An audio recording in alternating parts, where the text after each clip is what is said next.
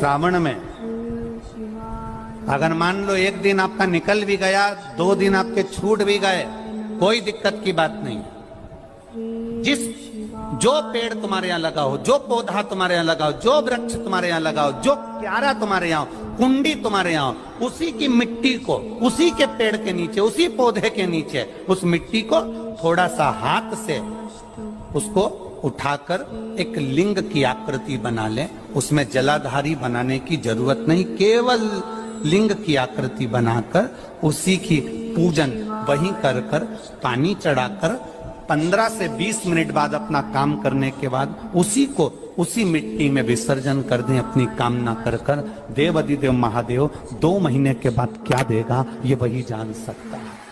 सोमवार के दिन तू मेरे मंदिर के दरवाजे पर चौखट पर बैठ जाना, और दूसरा प्रतिदिन शाम के समय पर तू बेलपत्री के पेड़ के नीचे बैठ जाना। जो तेरी बेल वृक्ष के नीचे सेवा करने आए, जो शंकर जी के मंदिर में सोमवार को जल चढ़ाने आए, उसका जो पात्र जल चढ़ाकर जब वो घर लेकर जाए, उसके पीछे पीछे पात्र के पीछे पीछे तू जाना और उसके घर में लक्ष्मी का भंडार भरकर आए। लक्ष्मी बेलपत्र के वृक्ष के नीचे तू विराजमान हो जा। उस बेलपत्र के वृक्ष के नीचे जो बुआरी लगाए, सेवा करे, चाकरी करे, एक बेटी को जैसे बड़ा करते हैं वैसे बेलपत्री के वृक्ष को जो बड़ा करे, बेलपत्री के वृक्ष का जो पालन करे, पोषण करे, उसकी संभाल करे, उस बेलपत्री के वृक्ष को जैसे जैसे वो उन्नति करे वैसे वैसे उसके घर में समृद्धि बढ़ते जाए। उस जिसका खुद का मकान नहीं हो, खुद का मकान नहीं हो, किराए के मकान में रहते रहते जिंदगी बीत रही, खुद का नहीं, और बहुत दुख का जीवन चल रहा हो, बहुत कष्ट का जीवन, बहुत अपना खुद का कोई मकान नहीं, मान लो प्लाट है पर मकान बन नहीं रहा, या कोई प्रॉपर्टी अपनी नहीं बन रही, तो हम इस व्यासपीठ से कहना चाहेंगे कि एक प्रयोग अवश्य करिएगा, एक प्रयोग अवश्य। अपने आसपास के 5-6 बेलपत्र के वृक्ष देख लीजिए। अपने आसपास के नजदीक के 5-6 बेलपत्र के बड़े बड़े वृक्ष देख लो या छोटे वृक्ष देख लो। उन 5-6 वृक्ष को धीरे धीरे उनकी सेवा करना प्रारंभ करो, उन वृक्षों को बड़ा करना प्रारंभ करो, उन वृक्ष के नीचे सफाई करना प्रारंभ करो, उन वृक्ष को जल देना प्रारंभ करो, उन वृक्ष को आप खाद देना प्रारंभ करो, उन वृक्ष की सेवा संभाल करना प्रारंभ कर दो, उस वृक्ष के नीचे बुआरी काटना प्रारंभ कर दो, झाड़ू लगाना प्रारंभ कर दो, उस वृक्ष के नीचे सफाई करना प्रारंभ कर दो। उस बेलपत्री के 5-6-7 वृक्ष को आप गोद ले लो। गोद लेना मतलब मैं इसकी सेवा करूंगा, मैं इसमें जल दूंगा, मैं इसके खाद दूंगा, मैं इसकी सेवा करूंगा, कुछ मत करो, बस केवल इस शरीर से उस बेलपत्र के वृक्ष की सेवा करना रोज प्रारंभ कर दो। 6 महीना इंतजार करना और 6 महीना लगातार सेवा करना, 7वां महीना आपका और हमारा, और बताना कि भोलेनाथ ने प्रॉपर्टी दिलाई कि नहीं दिलाई और आगे बढ़ा है।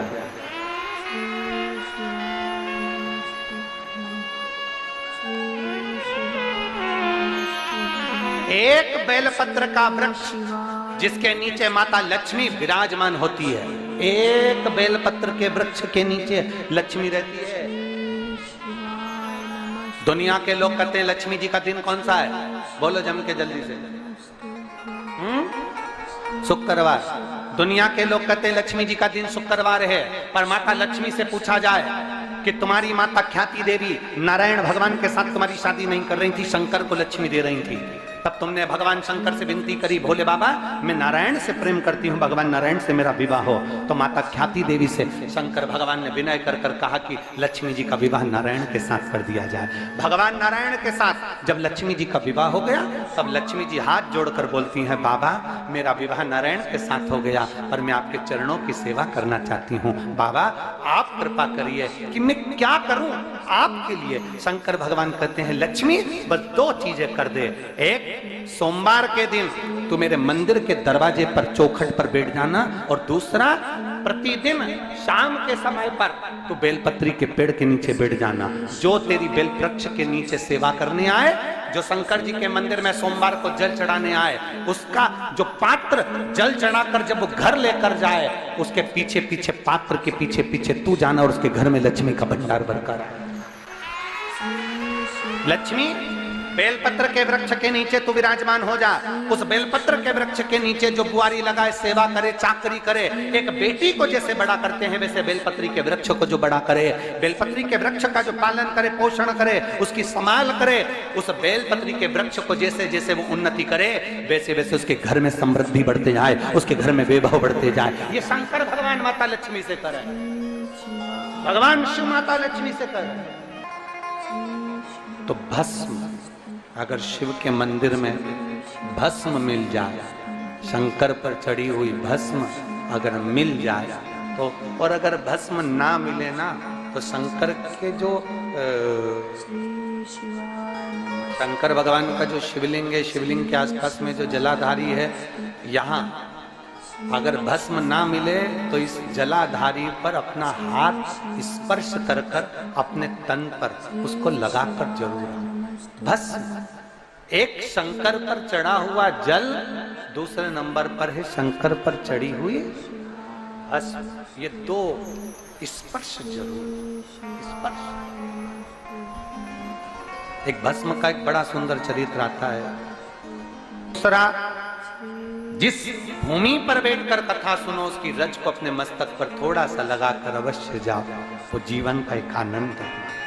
और शंकर के मंदिर में जाओ तो दो चीजें अवश्य लेकर आओ। पहला, शंकर जी पे चढ़ा हुआ, जम के बोलो, जल अवश्य लेकर आओ, क्योंकि जब तुम जल लेकर आते हो, पात्र लेकर आते हो, तो मेरा महादेव लक्ष्मी जी को तुम्हारे पीछे पीछे तुम्हारे घर तक भेजते। चढ़ी हुई बेलपत्र मत खाओ, लोग कहेंगे शंकर पर चढ़ा हुआ ये मत पाओ। हम इस व्यासपीठ से निवेदन करना चाहेंगे कि आप अगर दिल रखकर अपने बाबा से कहोगे ना, तो बाबा पर चढ़ा हुआ जो जल है ना, वो जल साधारण नहीं रहता। मेरा भोलेनाथ जब दुनिया को अमृत देता है तो तुमको भी अमृत दे देता है। दो चीजें कभी मत छोड़ो। अगर मंदिर में गए हो तो दो चीजें कभी मत छोड़ो। कथा में गए हो तो दो चीजें कभी मत छोड़ो। एक, कथा श्रवण करना, दूसरा जहां कथा बैठकर सुनते हैं वहां की रज को अपने मस्तक पर लगाना।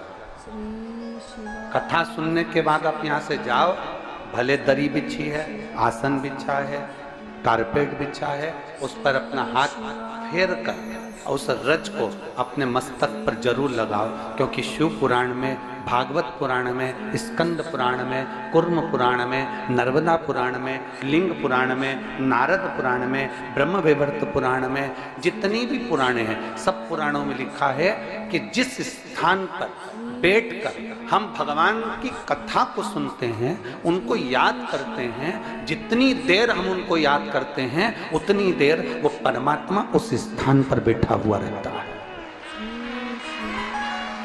हाथ रखकर बोलना, शंकर भगवान से तुम्हारा रिश्ता कौन सा? शिव जी से आपका कौन सा रिश्ता?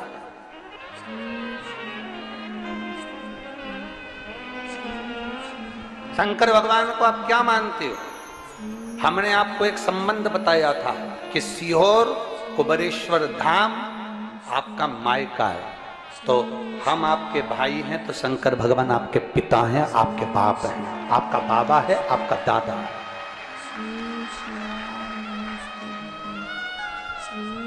अब आपसे हम प्रश्न करें, उत्तर मेरी कुरुस की बहनें भी देंगी और मेरे जीजा उन भी देंगे और मेरी बेटियां और मेरे बेटे देंगे। आपसे प्रश्न करें, अगर बेटी को दुख होगा तो क्या वो अपने बाप से नहीं कहेगी? बोलो तो जम के। बेटी को तकलीफ है वो अपने बाप से ना कहेगी। बेटे को तकलीफ है तो वो अपने पिता से, अपनी माँ से नहीं कहेगा, मम्मी मुझे ये तकलीफ है, पापा मुझे ये दुख है। माँ मुझे ये तकलीफ है, पिताजी मुझे ये कष्ट है। क्या वो अपने माँ बाप से नहीं कहेंगे? क्या वो अपने माँ बाप से विनय नहीं करेंगे? और माँ, पिता, फिर उसके करीब में, उसके नजदीक में जो भी होता है वो माँ बाप निकाल कर उसको दे देते हैं। माता पिता उसको दे देते हैं। माता लोग कहते हैं कि शंकर जी पे चढ़ा हुआ जल मत पियो, लोग कह देते हैं शंकर जी पे चढ़ी हुई बेलपत्र मत खाओ। कोई इस बहन से पूछे, सुनीता सोनी से, कि शंकर पर चढ़े हुए जल से उसकी गांठ जो डबल से उसके शरीर में आ गई थी वो समाप्त हो गई। तो जरा विश्वास करिएगा कि एक बेटी अपने माँ बाप से ही तो कहेगी, और बाप के पास में जो होगा वही तो अपनी बेटी को देगा दुख को मिटाने के लिए। तो मेरे शंकर भगवान के पास तो उसका चढ़ा हुआ जल है। दूसरा, जिस भूमि पर बैठकर कथा सुनो उसकी रज को अपने मस्तक पर थोड़ा सा लगाकर अवश्य जाओ, वो जीवन का एक आनंद है। और शंकर के मंदिर में जाओ तो दो चीजें अवश्य लेकर आओ। पहला, शंकर जी पे चढ़ा हुआ, जम के बोलो, जल अवश्य लेकर आओ। क्योंकि जब तुम जल लेकर आते हो, पात्र लेकर आते हो, तो मेरा महादेव लक्ष्मी जी को तुम्हारे पीछे पीछे तुम्हारे घर तक भेज देगा। दो चीजें लेकर अवश्य आओ। और शिव पुराण में जाओ तो दो चीजें लेकर अवश्य जाओ। पहले नंबर पर शंकर की कथा और अपने अंदर विश्वास कि मेरे महादेव की मैंने कथा सुनी है, अब मैं भटकूंगी नहीं। सारी दुनिया में मैंने ठोकर खा ली, अब कहीं ठोकर नहीं खाऊंगी। अब तो दरवाजे पर महादेव के जाऊंगी, बाकी की कहीं। दूसरा, कथा में बैठी हूं बाबा के इस रज को, ये रज नहीं है, ये धूल नहीं है, ये मेरे बाबा के कैलाश 12 ज्योतिर्लिंग का चंदन है। इसको मस्तक चढ़ाऊंगी अपने हृदय से। लाते हो आप लोग? हाथ उठाओ जरा, रख लो। बहुत बढ़िया, प्रणाम आपको सभी को, नमन। 2 बूंद जल लेकर आओ, पल्ला। नहीं पियो तो उस जल को अपने घर में छींट दो।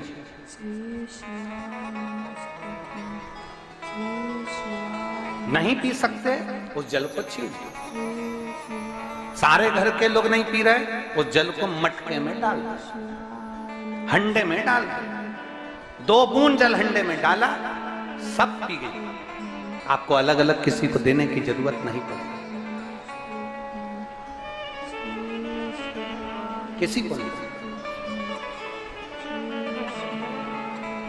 हंडे में डाल दो, मटके में डाल दो, सब उस पानी को पीना। राधा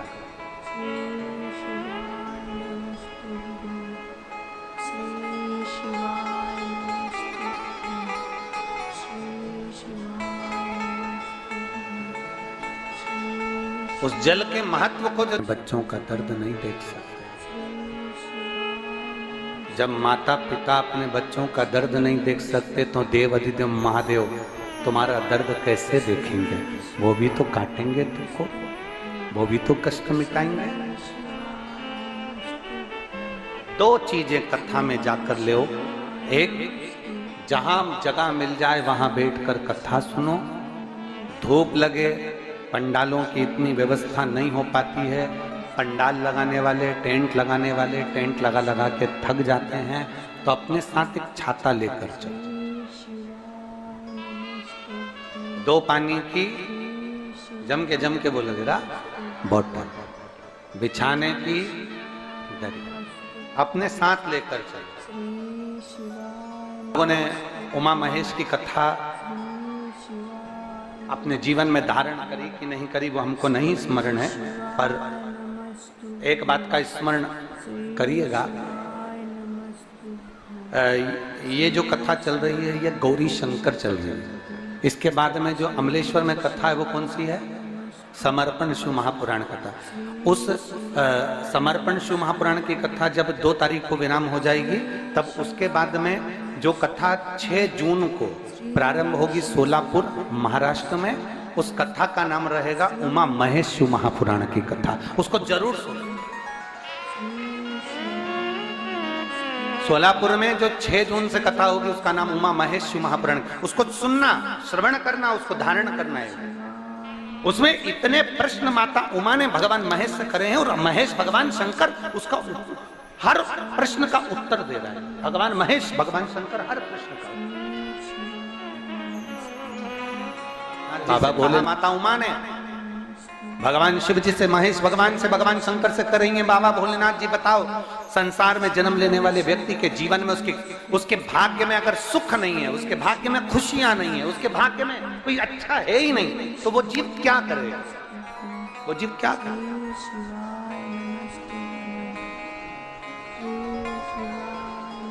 भगवान शंकर कह रहे हैं पार्वती, संसार में जन्म लेने वाला मनुष्य अगर उसके भाग्य में सुख नहीं, उसके भाग्य में अगर खुशियां नहीं है, उसके भाग्य में अगर सुख नहीं है, उसके भाग्य में अगर अच्छा नहीं है, पत्रिका दिखा ली सुख नहीं है, कार्य कर कर देख लिया सुख नहीं है, तकलीफ उसकी जिंदगी में चल ही चल रही है, तो भगवान शंकर कहते हैं, भगवान महेश कहते हैं, उमा उस मनुष्य को दूसरे का अच्छा करना प्रारंभ कर देना चाहिए, तो उसकी अच्छाई अपने आप सामने आना प्रारंभ